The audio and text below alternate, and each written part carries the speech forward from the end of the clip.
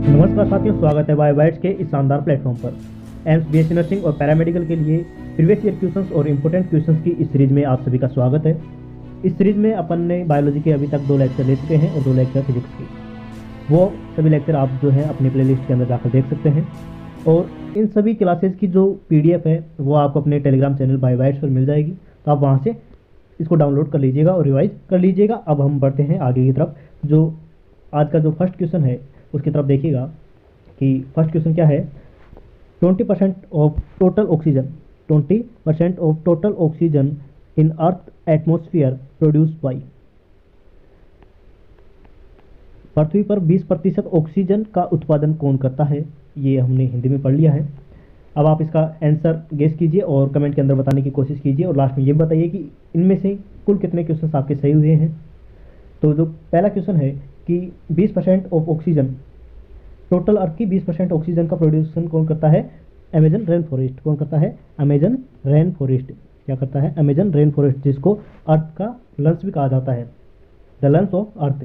किसको कहा जाता है? अमेजन रेन फॉरेस्ट को कहा जाता है। ये जो है 20% ऑफ ऑक्सीजन, जो कि टोटल एटमॉस्फेयर में, अर्थ के टोटल एटमॉस्फेयर में जितनी ऑक्सीजन है उसका 20% oxygen Amazon rain forest produce करता है। ठीक है, तो इसका जो राइट आंसर हो जाएगा वो क्या हो जाएगा? Amazon rain forest.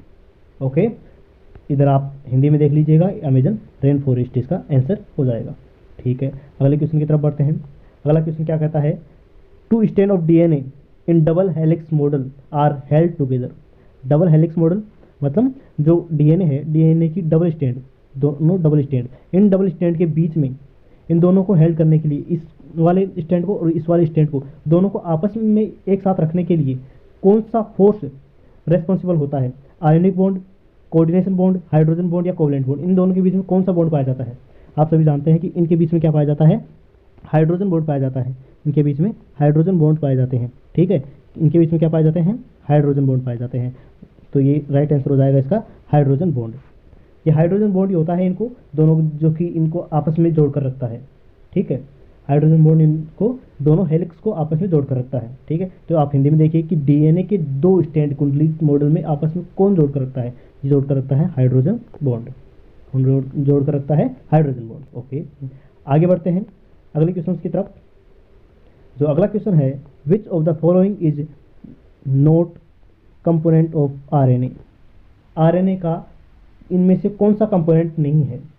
ये जो अपने को ये सारे कंपोनेंट दिए हुए हैं, इनमें से पूछ रहा है कि RNA का कंपोनेंट नहीं है, जो कि RNA के अंदर नहीं पाया जाता है। लेसिथिन, नहीं सर ये नहीं पाया जाता है। एलिनिन, नहीं एमिनो एसिड है। थाइमिन, ये DNA के अंदर पाया जाता है। किन में पाया जाता है? DNA के अंदर पाया जाता है, लेकिन RNA के अंदर नहीं पाया जाता है। ठीक है, लेकिन ये पूछ रहा है कि RNA का कंपोनेंट नहीं है, विच one of the following is not component of RNA। Thymine भी नहीं है क्योंकि तो DNA के अंदर पाया जाता है, RNA के अंदर नहीं पाया जाता। एलेनिन, ये भी नहीं पाया जाता। लेसिथिन, ये भी RNA के अंदर नहीं पाया जाता। तो इसका जो करेक्ट ऑप्शन हो जाएगा वो हो जाएगा फोर्थ। इनमें से कोई भी RNA का कंपोनेंट नहीं है। RNA का कोई भी कंपोनेंट नहीं है इनमें से। ठीक है, निम्नलिखित में से कौन सा RNA का अवयव नहीं है? RNA का अवयव नहीं है, लेसिथिन भी नहीं है, एलेनिन भी नहीं है, थाइमिन भी नहीं है। तो इसका ऑप्शन हो जाएगा ऑल ऑफ द अबव। इनमें से कोई भी RNA का अवयव नहीं है, कंपोनेंट नहीं है। अगला क्वेश्चन है, an enzyme catalysing the removal of nucleotide from the end of DNA। DNA के एंड से जो कि किसको, न्यूक्लियोटाइड को रिमूव करता है, उसको इनमें से कौन सा है वो? देखो, एक होता है RE। कौन होता है? RE, जो कि DNA खंड को तोड़ने का काम करता है। DNA खंड को तोड़ने का काम करता है। ठीक है, ये मान लेते हैं ये एक DNA खंड है। क्या है? DNA खंड है। ओके, इस DNA फ्रेगमेंट को 2 जगह से काटा जा सकता है। एक काटा जा सकता है इसके जो ये बाहर वाला पार्ट है, साइड से काटा जा सकता है, और एक काटा जा सकता है बीचों बीच से। ठीक है, तो बीचों बीच से काटा जाता है। ये इसको काटने के लिए जो आरी काम में ली जाती है उसको बोलते हैं एंडोन्यूक्लियस। क्या बोलते हैं? एंडोन्यूक्लियस। और जो साइड से काटने के लिए काम में ली जाती है उसे क्या बोलते हैं? एक्सोन्यूक्लियस। जो साइड से एंड वाले सिरे से काटा जाता है उसे बोला जाता है एक्सोन्यूक्लियस। क्या बोला जाता है? एक्सोन्यूक्लियस बोला जाता है। ये बोल रहा है कि removal of nucleotide from the end of the DNA, मतलब एंड, ये मतलब कि साइड से काटने वाला। तो इसका जो सही आंसर हो जाएगा वो हो जाएगा एक्सोन्यूक्लियस। एक्सोन्यूक्लियस जो होता है DNA खंड को बिल्कुल एंड से काटने का काम करता है। ठीक है, जो एक होता है रेस्ट्रिक्शन एंडोन्यूक्लियस, वो क्या करता है? ये एंडोन्यूक्लियस वाला ही होता है, जो कि DNA खंड को बीच से काटने का काम करता है। आई होप आपको ये बात समझ में आई होगी। तो आप हिंदी में देख लीजिए कि डीएनए के सिरों से न्यूक्लियोटाइड का निकालना कौन से एंजाइम द्वारा उत्प्रेरित किया जाता है? ये किसके द्वारा किया जाता है? एक्सोन्यूक्लियस के द्वारा। ओके, एक्सोन्यूक्लियस के द्वारा। अगले क्वेश्चन की तरफ बढ़ते हैं। जो अगला क्वेश्चन है वो है, under the electric field DNA move toward. Electric field के अंदर डीएनए किधर मूव करेगा? पहले आपको ये बात समझनी चाहिए कि डीएनए जो है वो इलेक्ट्रिकली पॉजिटिव होता है या नेगेटिव होता है। तो डीएनए जो होता है ये इलेक्ट्रिकली नेगेटिव होता है। क्या होता है? नेगेटिवली चार्ज होता है। क्या होता है? डीएनए नेगेटिवली चार्ज होता है। और नेगेटिवली चार्ज होता है तो हम इसे क्या कहते हैं? नेगेटिव वाले पार्ट को कहते हैं हम कैथोड। क्या कहते हैं? कैथोड कहते हैं। ठीक है, आप जानते हैं कि जो नेगेटिव वाला पार्ट है वो किसकी तरफ अट्रैक्ट होगा? एनोड की तरफ होगा। किसकी तरफ? एनोड की तरफ। जो नेगेटिव वाला पार्ट है वो पॉजिटिव की तरफ जाने की कोशिश करेगा। नेगेटिव वाला पार्ट पॉजिटिव की तरफ जाने की कोशिश करेगा, और पॉजिटिव को क्या बोलते हैं अपन? एनोड बोलते हैं। क्या बोलते हैं? एनोड। ठीक है, डीएनए कैसा पार्ट है? नेगेटिव पार्ट है, और ये पॉजिटिव की तरफ जाने की कोशिश करेगा, तो अपन इसको, इसका जो सही आंसर हो जाएगा वो हो जाएगा एनोड। इलेक्ट्रिक फील्ड के अंदर डीएनए एनोड की तरफ मूव करता है। ठीक है, ओके। इसको हिंदी में देखिएगा कि विद्युत क्षेत्र में डीएनए किस तरफ चलता है? एनोड की तरफ चलता है, मतलब कि पॉजिटिव वाले पार्ट की तरफ चलता है। ओके, कह रहा है अगला क्वेश्चन कि down stream process of drug include. Down stream process के अंदर कौन कौन सी प्रोसेस को इंक्लूड किया जाता है? डाउन स्ट्रीम प्रोसेस वो होती है जब अपन बायोटेक्नोलॉजी के अंदर किसी एक प्रोडक्ट को बना लेते हैं। जैसे अपन ने इंसुलिन बनाया है, अपन ने बायोटेक्नोलॉजी की जितनी भी सारी प्रोसेस उसके अंदर काम में ली, उसको बनाया अपन ने। अब बना लिया, उसके बाद में उसको मार्केट में उतारने से पहले जो प्रोसेस की जाती है, बनाने से बाद में और मार्केट में ले जाने से पहले जो प्रोसेस की जाती है, जैसे उसको सेपरेशन किया जाता है, उसको प्यूरिफिकेशन किया जाता है, उसका क्लिनिकल ट्रायल किया जाता है, उसको सीधे मार्केट में उतारने से पहले ये सारी प्रोसेस की जाती है उनकी। ठीक है, तो ये सारी प्रोसेस को क्या कहते हैं अपन? डाउन स्ट्रीम प्रोसेस कहते हैं। डाउन स्ट्रीम प्रोसेस कौन सी होती हैं? प्रोडक्ट को बनने के बाद में तथा मार्केट में जाने से पहले उनका जो क्लिनिकल ट्रायल किया जाता है, प्यूरिफिकेशन किया जाता है, उनका सेपरेशन किया जाता है, अलग अलग चीज़ें। जैसे कि अपन एक बार इंसुलिन बना रहे हैं तो उसके साथ साथ अपने पास इंसुलिन, कई इंसुलिन ऐसी होंगी जो खराब इंसुलिन बन जाती है, तो उस खराब वाले इंसुलिन को हटाना, सेपरेशन करना, एक जो उसको प्यूरिफाई करना, क्लिनिकल ट्रायल करना, ये सारी जो प्रोसेस होती हैं डाउन स्ट्रीम प्रोसेस के अंदर आती हैं। किसके अंदर आती हैं? डाउन स्ट्रीम प्रोसेस के अंदर आती हैं। जो इसका जो करेक्ट आंसर हो जाएगा वो हो जाएगा आपका fourth answer is the correct answer. दवाओं के बनने के लिए कौन से डाउन स्ट्रीम प्रोसेस की जरूरत पड़ती है? तो इसमें चारों के चारों आ जाएंगे, पृथक्करण, शुद्धिकरण और क्लिनिकल ट्रायल, चारों ऑप्शन हो जाएंगे। चलिए नेक्स्ट स्लाइड पर चलते हैं अगले क्वेश्चन की तरफ। जो अगला क्वेश्चन है अपना वो क्या कहता है कि which one of the following are incorrect match. अपने को कैसा ढूंढना है? इनकरेक्ट मैच ढूंढना है, गलत ढूंढना है। ऐसे नोड राइट आर्टिकल में पाया जाता है, एवी नोड राइट आर्टिकल में पाया जाता है। हार्ट जो होता है एंडोडर्मली ड्राइव्ड ऑर्गन होता है, या फिर pericardium double wall membranes bag होता है। देखो अपन ने लास्ट वाले लेक्चर में ऐसे नोड, एवी नोड, इन सब के बारे में बात की थी अच्छे से डिटेल में। एक बार मैं आपको दोबारा से यहाँ पर ब्रीफ में बताता हूँ कि मान लेते हैं अपन ये रफली डायग्राम बनाते हैं हार्ट का।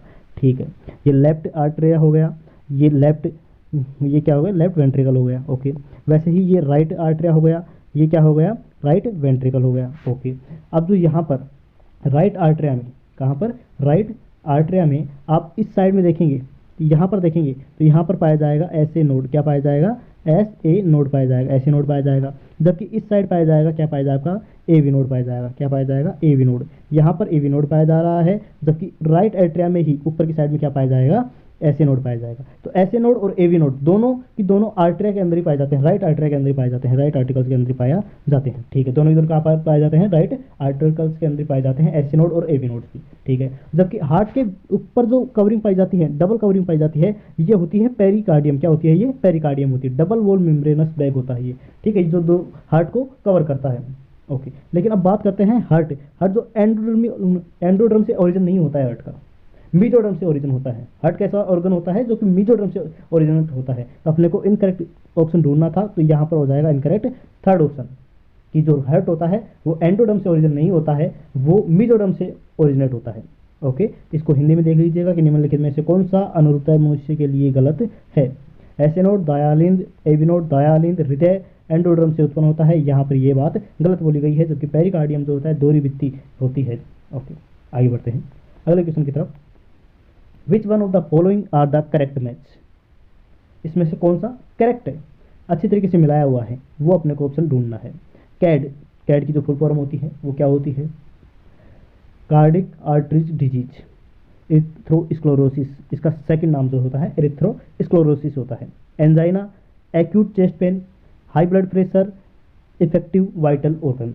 चलिए इसको एक बार, इसके जो कंसेप्ट है उसको एक बार दोबारा से समझ लेते हैं, अच्छे से नोट से समझने की कोशिश करते हैं। ओके, इससे जितना इससे रिलेटेड जो टॉपिक है उसको समझते हैं कि इरिथ्रोस्क्लेरोसिस जो है, इरिथ्रोस्क्लेरोसिस जो है ये इसको जो बोलते हैं अपन कैड बोलते हैं, क्या बोलते हैं? कैड बोलते हैं इसको, coronary artery disease, coronary artery disease मतलब कैड, इरिथ्रोस्क्लेरोसिस को ही बोला जाता है। ठीक है, इसके अंदर जो है डिपोजिशन हो जाता है, इसके अंदर क्या होता है? डिपोजिशन हो जाता है, इसके अंदर डिपोजिशन हो जाता है किसका? फैट का हो जाता है, कोलेस्ट्रॉल का, कैल्शियम का और फाइब्रस टिश्यू का क्या हो जाता है? डिपोजिशन हो जाता है सेल के अंदर। सेल वॉल जो होती है इसके अंदर, जो हार्ट की जो सेल वॉल होती है, ठीक है, उनके अंदर सॉरी हार्ट की जो वॉल होती है उसके अंदर सेल वॉल आप जानते हैं प्लांट के अंदर पाई जाती है, एनिमल्स के अंदर तो पाई नहीं जाती है। तो जो हार्ट की जो वॉल होती है उनके अंदर डिपोजिशन हो जाता है फैट का, कोलेस्ट्रॉल का, फाइब्रस का, कैल्शियम का, इनका डिपोजिशन हो जाता है, जिसके कारण जो इसकी वॉल्स की जो ल्यूमेन होती है, इसकी जो ल्यूमेन होती है वो क्या हो जाती है? नैरो हो जाती है, ल्यूमेन नैरो हो जाती है, जिसके कारण हार्ट के अंदर जो है हार्ट की वॉल ब्लॉक हो जाती है। ठीक है, तो ये होती है कोरोनरी आर्टरी डिजीज मतलब कैड जिसको बोलते हैं। आपने को बात क्या याद रखनी है कि कैड के अंदर जो है डिपोजिशन हो जाता है। ठीक है, कैड के अंदर क्या हो जाता है? डिपोजिशन हो जाता है। ओके, जिसके कारण उसकी ल्यूमेन क्या हो जाती है? नैरो हो जाती है। जबकि अगले बात करें एंजाइना पेक्टोरलिस के बारे में बात करते हैं, एंजाइना पेक्टोरलिस के बारे में। इसके अंदर क्या होता है कि एक्यूट चेस्ट पेन होता है, छाती के अंदर एक्यूट दर्द होता है, अचानक से तेज गति से दर्द होता है। किसके कारण? क्योंकि इसमें ब्लड सप्लाई जो होती है वो डिक्रीज हो जाती है, ब्लड सप्लाई क्या हो जाती है? डिक्रीज हो जाती है, कार्डिक ब्लड सप्लाई कम हो जाती है। ओके, ये किसके अंदर कॉमन होता है? मिडिल एज और अर्ली एज वालों के अंदर ये कॉमन हो जाती है।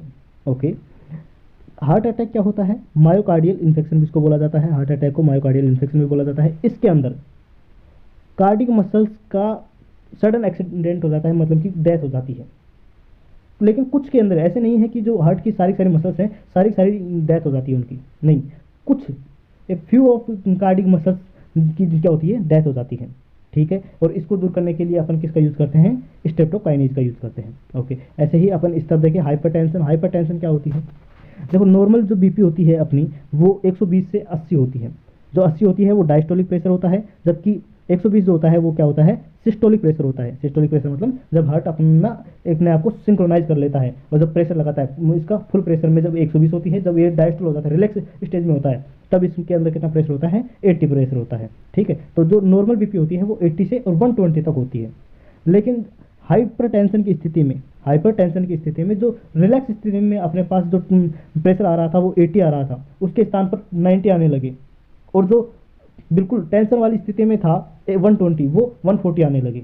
तो इस स्थिति को हम क्या बोलने लगते हैं? हाइपरटेंशन। 90 से 140 जब आने लगती है तो हम इसको बोलते हैं हाइपरटेंशन। और हाइपरटेंशन के अंदर मेनली ब्रेन, हार्ट और किडनी मतलब वाइटल ऑर्गन, ये सारी कैसे ऑर्गन है? जरूरी ऑर्गन है, वाइटल ऑर्गन है। तो वाइटल ऑर्गन इफेक्ट होते हैं हाइपरटेंशन के अंदर। ठीक है, ये सारी बात अपन ने इसके अंदर समझ ली है। अब इस क्वेश्चन को दोबारा से देखिए, ये बिल्कुल आपके लिए बहुत अच्छे से हो जाएगा। कैड, कैड के अंदर क्या होता है? इरिथ्रोस्क्लेरोसिस, ये इसका सेकंड फॉर्म जो अपन बोल सकते हैं। एंजाइना के अंदर क्या होता है? एक्यूट चेस्ट पेन होता है। ओके, जो हाई ब्लड प्रेशर होता है इसके अंदर वाइटल ऑर्गन इफेक्ट होते हैं। ठीक है, ये सारे करेक्ट मैच है। तो इसका जो राइट आंसर हो जाएगा वो हो जाएगा fourth answer is the correct answer. ठीक है, आप इधर हिंदी में देख सकते हैं, अनुरूपता सही है। कैड, इरिथ्रोस्क्लेरोसिस, एंजाइना, सीने में दर्द, उच्च रक्तचाप महत्वपूर्ण अंगों के प्रभावित होते हैं, तो इसका सही आंसर है फोर्थ। चलिए आगे की तरफ बढ़ते हैं। आगे है कि select the correct match of human blood group. Human blood group का करेक्ट मैच अपने को फाइंड करना है। जो एलील होते हैं IA वो किसको रिप्रेजेंट करते हैं? ए ब्लड ग्रुप को रिप्रेजेंट करते हैं, बिल्कुल सही बात है। जो होता है IAIB ये किसको रिप्रेजेंट करता है? ये करता है AB ब्लड ग्रुप को। जबकि IBIO किसको रिप्रेजेंट करता है? बी ब्लड ग्रुप को रिप्रेजेंट करता है। ये तीनों के तीनों सही है। क्या है? सही है। जब दोनों प्रभावी रूप में आ जाता है ए, तो ये किसको, जो ए जो होता है ये क्या होता है? डोमिनेंट एलील होता है। तो ए आएगा तो ए ब्लड ग्रुप हो जाएगा। जब बी आएगा तो बी ब्लड ग्रुप हो जाएगा। ठीक है, जब ए और बी आएंगे तो दोनों के दोनों ए बी ब्लड ग्रुप हो जाएगा। ठीक है, जो ओ जो होता है, वो जो होता है ये रिसेसिव एलील होता है। क्या होता है? रिसेसिव एलील होता है। जो यहाँ पर बी है तो ये डोमिनेंट एलील है, तो यहाँ पर बी की चलती है, तो क्या हो गया? बी ब्लड ग्रुप आ गया। तो यहाँ पर जो तीनों के तीनों हैं वो तीनों सही हैं, तो इसका जो करेक्ट आंसर हो जाएगा वो हो जाएगा fourth answer is the correct answer. यहाँ पर आप हिंदी के अंदर देख लीजिएगा कि fourth answer is the correct answer. चलिए ठीक है, आगे बढ़ते हैं कि which of the following are include in genetic disorder. Genetic disorder कौन कौन से हैं? ठीक है, genetic disorder Turner syndrome, Klinefelter syndrome और सिस्टिक फाइब्रोसिस। यहाँ से ये क्वेश्चन मोस्ट प्रोबेबली है कि यहाँ से जो भी अपना जेनेटिक्स वाला पार्ट है, यहाँ से ये क्वेश्चन पूछा ही जाता है। इसके अंदर आपको घुमा फिरा कर डिसऑर्डर से क्वेश्चन पूछे जाने की संभावना बहुत ज़्यादा होती है। तो अपन इसमें थोड़ा सा ये और देख लेते हैं कि जेनेटिक डिसऑर्डर को एक बार थोड़ा सा, कि यहाँ से आपका वो क्वेश्चन बन जाएगा। घुमा फिरा कर भी दे रहा है तो ये क्वेश्चन बनने की पूरी संभावना हो जाएगी कि जेनेटिक डिसऑर्डर, देखो Mendelian disorder and chromosomal disorder. Genetic disorder होता है, इसके अंदर मेंडेलियन डिसऑर्डर और क्रोमोसोमल डिसऑर्डर दोनों इंक्लूड किए जाते हैं। ठीक है, टर्नर सिंड्रोम और क्लाइनफेल्टर सिंड्रोम, टर्नर सिंड्रोम और क्लाइनफेल्टर सिंड्रोम जो होते हैं ये क्रोमोसोमल डिसऑर्डर होते हैं। कैसे होते हैं? क्रोमोसोमल डिसऑर्डर होते हैं। जबकि डाउन सिंड्रोम और सिस्टिक फाइब्रोसिस, डाउन सिंड्रोम और सिस्टिक फाइब्रोसिस जो है ये मेंडेलियन डिसऑर्डर हैं। ये क्या है? मेंडेलियन डिसऑर्डर हैं।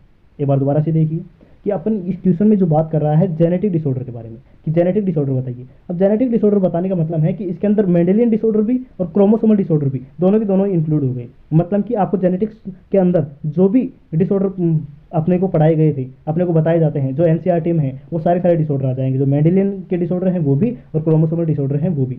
इसके अंदर टर्नर सिंड्रोम और क्लाइनफेल्टर सिंड्रोम जो है ये तो क्रोमोसोमल डिसऑर्डर है। क्रोमोसोम के अंदर कुछ भी मिस्टेक होने की वजह से ये क्या होते हैं? डिसऑर्डर उत्पन्न होते हैं। जबकि डाउन सिंड्रोम और सिस्टिक फाइब्रोसिस जो है ये मेंडेलियन डिसऑर्डर है। ओके, आप ये बात ध्यान रखिएगा। चलिए, तो इसका जो करेक्ट आंसर हो जाएगा वो हो जाएगा फोर्थ, क्योंकि सारे कैसे हैं? जेनेटिक डिसऑर्डर हैं। सारे कैसे हैं? जेनेटिक डिसऑर्डर हैं। इसको एक बार हिंदी में देखिए, आनुवांशिक विकार में शामिल किया जाता है Turner syndrome, Klinefelter syndrome, cystic fibrosis, और फोर्थ ऑप्शन हो जाएगा इसका करेक्ट ऑप्शन, जो कि फोर्थ है। ओके, आगे बढ़ते हैं। आगे जो है ये है अपना क्वेश्चन की which how many matching are correct for female human. Female के लिए कौन कौन से सही है? देखो, मेनार्की जो होती है अराउंड 15 ईयर्स आती है, बिल्कुल सही बात बोली है। मेनार्की जो होती है 15 ईयर्स के अराउंड आ जाती है।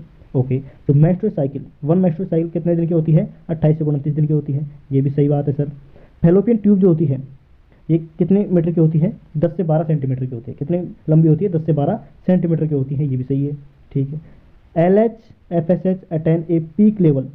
FS और LH का जो लेवल है वो पीक लेवल होता है, हाईएस्ट लेवल होता है, मैक्सिमम लेवल पर होता है। वो किस दिन होता है? वो 14वें दिन पर होता है। 14वें दिन पर होता है जब ओव्यूलेशन होता है। क्या होता है? ओव्यूलेशन होता है। उस टाइम सेकेंडरी oocyte ओवरी से निकलकर फैलोपियन ट्यूब में आता है और स्पर्म का इंतजार करता है फर्टिलाइजेशन के लिए। वो किस दिन होता है? 14वें दिन होता है। और ओव्यूलेशन कब होता है? किसकी वजह से होता है? LH की वजह से होता है। जब LH की मात्रा जो होती है बहुत ज़्यादा हो जाती है, उसे बोलते हैं अपन LH सर्ज। LH की अति के कारण वो जो होता है सेकेंडरी oocyte ओवरी से बाहर निकलता है, जिस उस फिनोमेना को अपन बोलते हैं ओव्यूलेशन।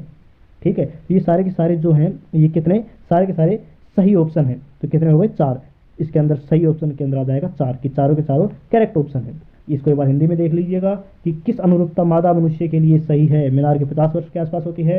एक आवर्त चक्कर जो है 28 से 29 दिन का होता है। और डिम्ब वाहिनी नलिका फैलोपियन ट्यूब की जो लंबाई होती है वो 10 से 12 सेंटीमीटर होती है। LH सर्द या फिर बोले अपन LH और FSH अपने उच्चतम पीक पर कब जाते हैं? 14वें दिन पर जाते हैं। तो ये चारों स्टेटमेंट सही है। चलिए, ये आज की अपनी क्लास थी, इसके अंदर अपन ने ये सब क्वेश्चन को डिस्कस किया है। आप बताइए कि आपके कुल कितने क्वेश्चन सही हुए और आपको ये क्वेश्चन का स्तर कैसा लगा। और इस चैनल को सब्सक्राइब कर लीजिए और ये सारी PDF लेने के लिए अपने टेलीग्राम चैनल पर जाके और वहाँ से PDF को डाउनलोड कर लीजिए। ठीक है, और पिछली जो भी क्लासेस हैं वो अपने एक नई प्लेलिस्ट बना दी है मैंने, तो वहाँ से आप जाकर देख लीजिए। सारे जो भी लेक्चर हैं उनमें बहुत अच्छे क्वेश्चन आपको कराए गए हैं। क्वेश्चन की प्रैक्टिस कीजिए, वो आपको आपके एम तक ले जाने में पूरी मदद करेंगे। चलिए, नेक्स्ट लेक्चर में मिलते हैं, तब तक के लिए मुस्कुराते रहिए, पढ़ते रहिए। धन्यवाद।